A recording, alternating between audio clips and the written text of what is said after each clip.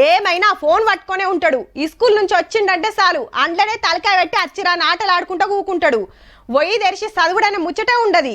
ఇగో గిట్లుంటది అమ్మల చదువుడు. నువ్వేంద్రా ఊకే ఫోన్ పట్టుకొని ఈడియలు తీసుకుంటా చెట్లమ్మటి పుట్లమ్మటి తిరుగుతావు, చదువుకోపో అని గదిరిస్తుంటారు నాయనలు. ఫోన్ను టైంపాస్కు వీడియోలు చూస్తానికి వీడియోలు చేస్తానికే కాదు, కొందరేమో కొత్త కొత్త ముచ్చట్లు తెలుసుకుంటురు. ఇంతకు ముచ్చటేందంటే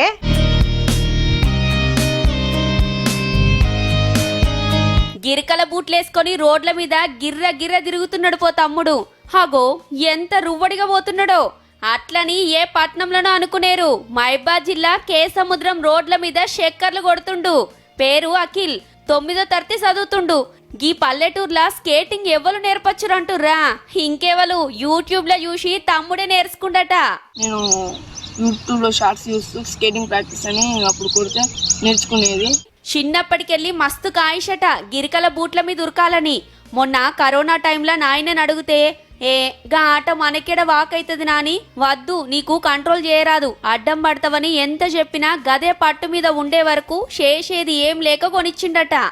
స్కేటింగ్ ఆడి చూపిస్తాను, నేను స్కేటింగ్ ఆడతా డాడీ అంటే, స్కేటింగ్ వద్దు డాడీ మనకు అది మంచిది కాదు, అది బ్యాలెన్స్ ఆగదు. డాడీ నేను ఆడతా, ఇటు చదువుకుంటూ ఆన్లైన్ క్లాసు వింటూ అట్నే ఒక 2 సంవత్సరాలు అవుతుంది నేను నేర్చుకొని. హీగేముంది, చిన్న చిన్నగా గల్లీలో చాలైన స్కేటింగ్ మెయిన్ రోడ్డు మీద చేసేదాకొచ్చింది. అట్లని ఉత్తగా టైంపాస్ గాదుల్లో ఎవరన్నా పోటీలకు పంపితే దేశానికే పేరు తెస్తా అంటున్నాడు గీ తమ్ముడు. స్టేట్ లెవెల్ కానీ నేషనల్ లెవెల్ కానీ నన్ను ఎవరైనా ఆడిపిస్తే నేను ఆడడానికి సిద్ధం, మన ఇండియా పేరు నిలబెడతా. కానీ యూట్యూబ్ లో చూసే గీ తీర్ల నేర్చుకుంటే ఇక కోచింగ్ ఇప్పిస్తే తోపే అయ్యేటట్టున్నాడు పో.